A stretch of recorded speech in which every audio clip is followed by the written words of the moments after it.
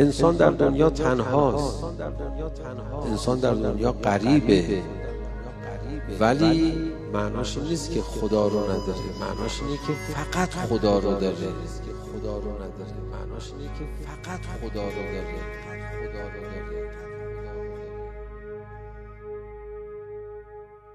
ما انسان‌ها کلاً موجودات تنهایی هستیم.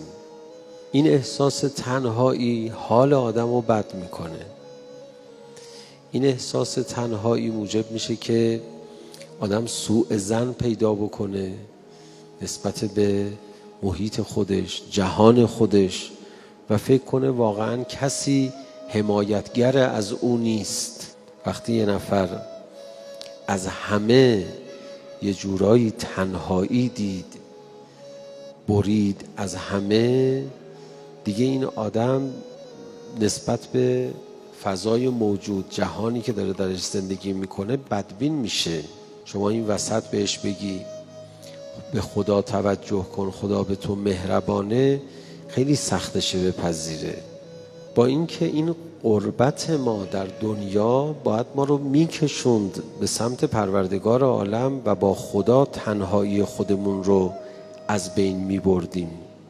با اینکه این قربت یه فرصتیه که مشغول همدیگه نشیم، مشغول خدا بشیم، ولی انسان‌ها این وسط میمونن. ما برعکس این که تو دنیا اگر تنهاییمون رو حس کردیم باید بریم با خدا پیوند بخوریم و خدا رو تنها پاسخ دهنده تنهایی خودمون ببینیم، برعکس اینجوریه که یه دفعی وقتی تنها زده میشیم، از تنهایی دچار رنج میشیم، دیگه میزنیم به سیم آخر، میگیم هیچ کس ما رو دوست نداره.